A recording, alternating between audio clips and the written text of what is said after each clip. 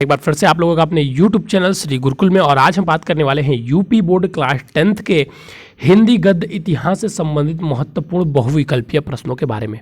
बच्चों ध्यान रखिएगा कि यहाँ पर जिन भी प्रश्नों की चर्चा आपसे की जाएगी सभी बहुत महत्वपूर्ण बहुविकल्पीय प्रश्न होंगे। और आज आपको इतिहास से संबंधित पहले कुछ डाटा दिया जाएगा जो कि बहुविकल्पीय प्रश्नों में पूछे जाते हैं, और ये क्लास 10th के बच्चों के लिए है। और एक बात याद रखें, जो क्लास 10th के लिए है वो बहुत ही महत्वपूर्ण है जो आपको दिए जाएंगे। तो ये आपके एग्जामिनेशन में आने वाले ही प्रश्न हैं जो डायरेक्ट आते हैं। तो एक बात ध्यान रखेगा, अब आपके भी बहुविकल्पीय प्रश्नों की सीरीज बच्चों स्टार्ट हो गई है क्लास 10th वाले बच्चे। तो एक अलग से पतली सी या कहीं किसी कॉपी में जो भर चुकी हो उसमें कम से कम 10-15 पेज बचे हुए हों, तो क्योंकि इसकी कॉपी अलग होनी चाहिए।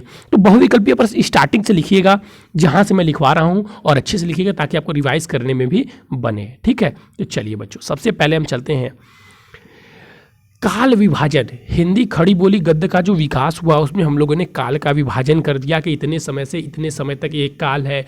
उसमें जो जो महान कवि थे, जो जो महान लेखक थे, उनके आधार पर, उनके नामों के आधार पर हम लोगों ने काल का विभाजन किया।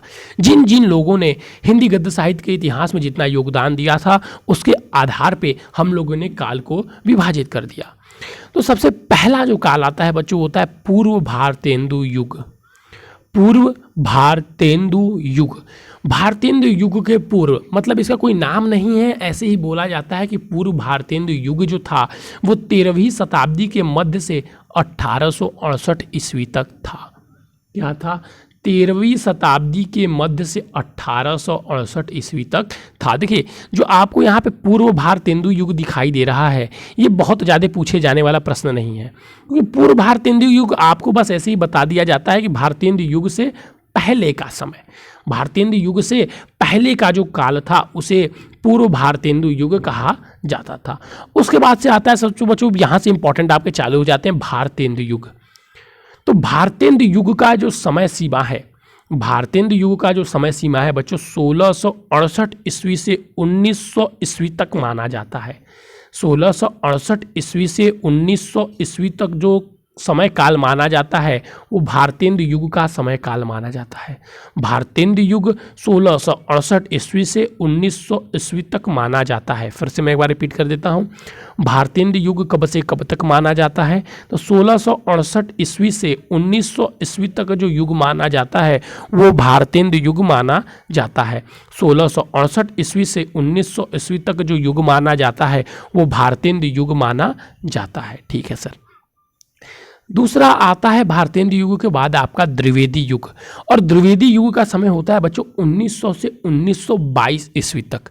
अब कुछ बच्चे यहाँ पर देखिए कंफ्यूज रहते हैं। देखिए 1900 से 1922 ईस्वी तक जो यहाँ पे आपको द्विवेदी युग देखने को मिल रहा है, तो कहीं कहीं बच्चों को 1900 से 1919 ईस्वी तक मिलता है, तो कहीं कहीं 1922 ईस्वी तक मिलता है। तो देखिए बच्चों दोनों ऑप्शन करेक्ट है।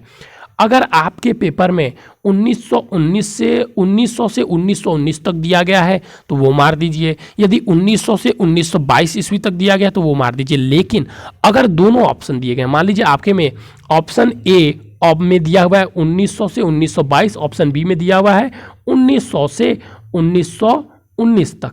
अब इस स्थिति में बच्चे परेशान हो जाते हैं कि सर अब क्योंकि एक बार पूछा गया था, 2-3 बार ये भी पूछा गया है, तो इस स्थिति में बच्चे कंफ्यूज हो जाते हैं कि सर अब हम क्या करें। तो अगर ऐसी परिस्थिति आती है तो आपको ये मारना होगा 1900 से 1922 ईस्वी तक। 1900 से 1922 ईस्वी तक ऐसी परिस्थिति आती है तो आप 19 तक टिक करके आएंगे। ठीक है। फिर जो अगला युग आता है बच्चों वो शुक्ल युग है। अगला युग जो आता है वो शुक्ल युग है, और शुक्ल युग का समय माना जाता है 1919 से 1938 ईस्वी तक। शुक्ल युग का जो समय सीमा काल है वो माना जाता है 1919 से 1938 ईस्वी तक माना जाता है। शुक्ल युग का जो समय है वो 1919 से 1938 ईस्वी तक माना जाता है। ठीक है, क्लियर है, कोई कंफ्यूजन नहीं है? नहीं सर। शुक्लयोत्तर युग। अब शुक्लयोत्तर युग का समय जो होता है बच्चों वो 1938 से 1947 ईस्वी तक। शुक्ल युग के बाद आता है शुक्लोत्तर युग जिसका समय है 1938 से 1947 ईस्वी तक। उसके बाद अगर बात की जाए तो आता है बच्चा लास्ट स्वातंत्र युग। जब से स्वतंत्रता हमारी हो गई देश की तब से उसको स्वातंत्र युग में काउंट कर लिया जाता है।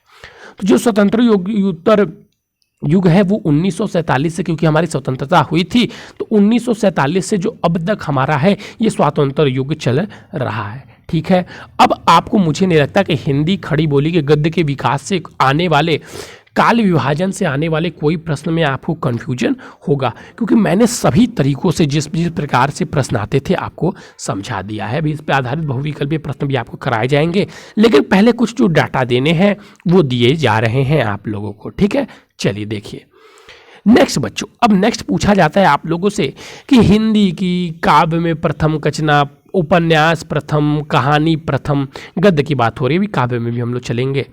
अभी जो बात, अभी हम आज बस गद्य के बारे में बात करेंगे। तो प्रथम रचना, प्रथम कहानी, प्रथम उपन्यास, प्रथम नाटक, ये चीज़ पूछे जाते हैं कि ये कौन है और इसके लेखक कौन है। तो हम देख रहे हैं कि विभिन्न विधाओं में प्रथम रचनाएं।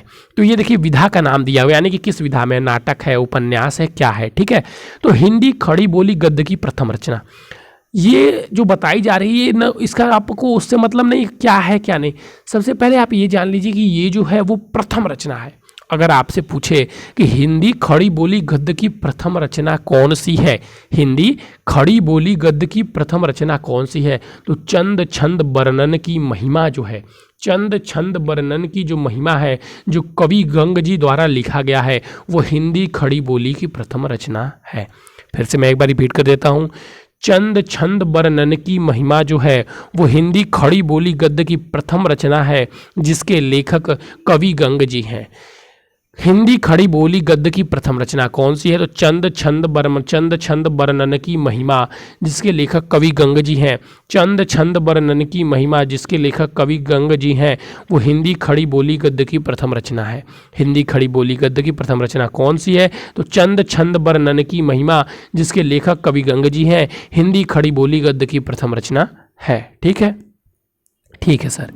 हिंदी की प्रथम कहानी, अब आपसे पूछा जा सकता है कि हिंदी की प्रथम कहानी, सबसे पहली कहानी कौन सी है, तो हिंदी की पहली कहानी का नाम है बच्चों इंदुमती। हिंदी की प्रथम कहानी है इंदुमती, जिसके लेखक है किशोरी लाल गोस्वामी जी। किशोरी लाल गोस्वामी जी हिंदी की प्रथम कहानी इंदुमती के लेखक हैं। हिंदी की प्रथम कहानी कौन सी है, तो हिंदी की प्रथम कहानी इंदुमती है, जिसके लेखक हैं गोस्वामी जी, किशोरी लाल गोस्वामी जी। किशोरी लाल गोस्वामी जी हिंदी इंदुमती के लेखक है, जो कि हिंदी गद्य की प्रथम कहानी है।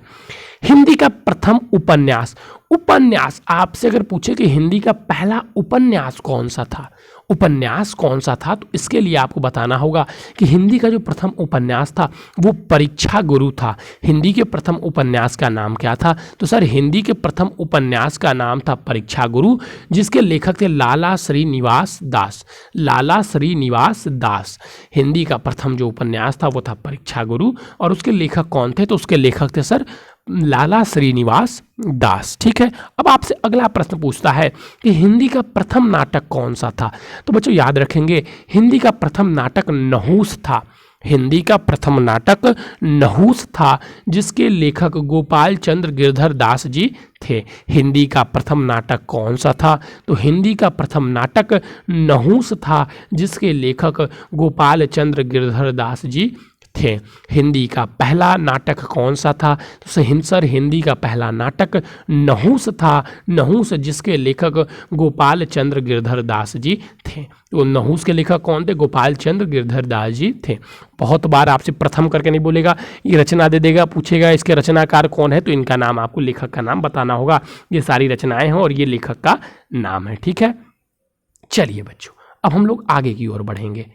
नेक्स्ट आते हैं, तो देखिए दो युग जो थे, शुक्ल युग और शुक्लोत्तर युग से संबंधित जो पत्रिकाएं इस युग में संपादित होती थीं, इससे भी आपसे प्रश्न बहुत ज़्यादा पूछे जाते हैं। तो यहाँ पर हम देखेंगे शुक्ल युग, शुक्लोत्तर युग और स्वतंत्र युग में प्रकाशित होने वाली पत्रिकाओं के नाम और उसके लेखक, कि कौन इसको प्रकाशित करता था, इसके संपादक कौन से। स्थान देखिए आपको याद करने की कोई ज़रूरत नहीं है, स्थान देखिए याद कर लेंगे तो अच्छी बात है, लेकिन पूछता नहीं है। लेकिन पूछता जो है वो संपादक के नाम और पत्रिका के नाम पूछता है, तो ये याद करना आप लोगों को जरूरी है। जो चीज़ देखिए पढ़नी है मैं बता दे रहा हूँ। सबसे पहला आएगा शुक्ल युग। तो शुक्ल युग की जो प्रसिद्ध थी वो नगरी प्रचारणी पत्रिका जो श्याम सुंदर दास द्वारा प्रकाशित होती थी। जो नगरी प्रचारणी पत्रिका थी उसका संपादन श्याम सुंदर दास जी करते थे। नगरी प्रचारणी जो सभा थी उसका संपादक डॉक्टर श्याम सुंदर दास जी करते थे। नगरी प्रचारणी पत्रिका देखिए ऐसे पूछेगा कि नगरी प्रचारणी पत्रिका किस युग में संपादित होती थी, तो आपको लगाना होगा शुक्ल युग में।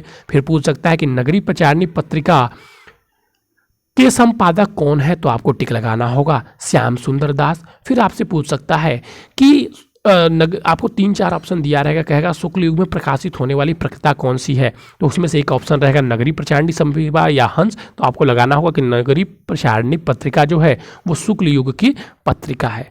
ठीक है, ठीक इसी प्रकार ये भी प्रश्न पूछे जाएंगे, जैसे हंस के संपादक कौन है, तो हंस के संपादक प्रेमचंद्र जी हैं। हंस के संपादक कौन है, तो हंस के संपादक प्रेमचंद्र जी हैं। आपसे पूछ सकता है कि हंस के संपादक कौन है, तो सर हंस के संपादक प्रेमचंद्र जी हैं। फिर आपसे पूछ सकता है कि साहित्य संदेश के लेखक कौन है। साहित्य संदेश के लेखक कौन है, तो गुलाब राज इसके संपादक हैं। साहित्य संदेश के जो संपादक हैं कौन है, तो गुलाब राय साहित्य संदेश के संपादक हैं। गुलाब राय साहित्य संदेश के संपादक हैं। फिर कर्मवीर के संपादक कौन है, तो कर्मवीर के संपादक माखन लाल चतुर्वेदी जी हैं। कर्मवीर के संपादक कौन है, तो सर कर्मवीर के संपादक माखन लाल चतुर्वेदी जी हैं। कर्मवीर के संपादक कौन है, तो कर्मवीर के संपादक माखन लाल चतुर्वेदी जी हैं। ठीक है, फिर बात आती है शुक्लोत्तर युग की। अब शुक्लोत्तर युग में बहुत सारी, अगर आपसे पूछे कि सबसे ज़्यादा पत्रिकाएं किस युग में संपादित होती थी, तो उसका भी नाम आएगा बच्चों शुक्लोत्तर युग का। लेकिन मैं बता दे रहा हूँ सबसे ज़्यादा जो फेमस पत्रिकाएं थी वो थी आपकी शुक्ल युग की। और शुक्ल युग की जो आपकी नगरी प्रचारणी पत्रिका है और जो हंस है ये बहुत ज़्यादा बच्चों प्रसिद्ध थी। तो याद रखिएगा ये बहुत ज़्यादा प्रसिद्ध थी। तो देखिए इसमें है विशाल भारत श्री राम शर्मा जी। विशाल भारत के संपादक श्री राम शर्मा जी थे। हरिजन सेवक के संपादक वियोगी हरि जी थे। हरिजन सेवक के संपादक कौन थे, तो सर जी हरिजन सेवक के संपादक वियोगी हरि जी थे। सम्मेलन के संपादक कौन थे, तो सम्मेलन के संपादक भी वियोगी हरि जी ही थे। छाया के संपादक पद्मलाल पुन्नालाल बख्शी जी थे। और हिंदी नवजीवन के संपादक हरिभाऊ उपाध्याय जी थे। हिंदी नवजीवन के संपादक कौन थे, तो हिंदी नवजीवन के संपादक हिंदी नवजीवन के संपादक हरिभाऊ उपाध्याय जी थे। चांद के संपादक कौन थे, तो देखिए चांद भी बहुत बार पूछा गया है। चांद के संपादक कौन थे, तो चांद महादेवी वर्मा जी थी। फिर तरुण भारती या योगी के संपादक कौन थे, तो राम वृक्ष वेनीपुरी जी थे। किसान मित्र, हिमालय, नयाधारा, इन सभी के संपादक जो थे वो राम वृक्ष वेनीपुरी जी ही थे। फिर पूछता है कर्मवीर बालक और योग के संपादक कौन थे, तो माखन लाल चतुर्वेदी जी थे। माखन लाल चतुर्वेदी जी थे। ठीक है, चलिए अब नेक्स्ट आता है स्वतंत्र युग। मेन बहुत सबसे ज़्यादा इंपॉर्टेंट है शुक्ल युग की, याद रखिएगा। शुक्ल युग की सबसे ज़्यादा पूछा जाता है, शुक्ल युग का सबसे ज़्यादा पूछा जाता है, शुक्ल युग का सबसे ज़्यादा पूछे जाने वाला है। ठीक है, तो साहित्य साप्ताहिक हिंदुस्तान है वो मृणाल पांडे जी द्वारा लिखा गया और धर्मयुग धर्मवीर भारती जी द्वारा लिखा गया है। नेक्स्ट देखेंगे तो देखिए इसमें मैं टिक लगा देता हूं, जो आपको सबसे ज़्यादा याद रखनी होगी कादम्बनी, जिसके राजेंद्र अवस्थी जी संपादक थे। और सरिता मुक्त, इंडियन टुडे, ये सब देखिए आज भी आपको देखने को मिलेगा नवीनतम। तो कादम्बनी इसमें सबसे ज़्यादा महत्वपूर्ण है। तो ये भी सारी जो पत्रिकाएं हैं ये स्वतंत्र युग में संपादित होती थी।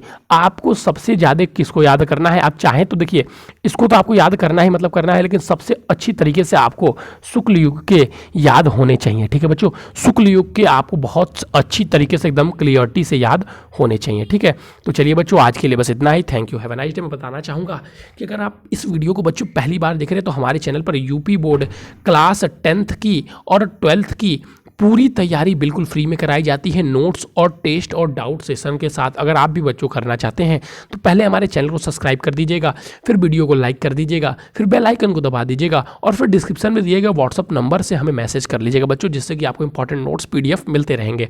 मैं आपको नंबर दे देता हूँ 95 32060199। ठीक है, तो इस नंबर पे जैसे ही आप व्हाट्सअप करेंगे आपको जो भी जानकारी लेनी होगी और अधिक आप हमसे डायरेक्टली बात कर पाएंगे। ठीक है बच्चों, तो चलिए आज के लिए बस इतना ही। Thank you.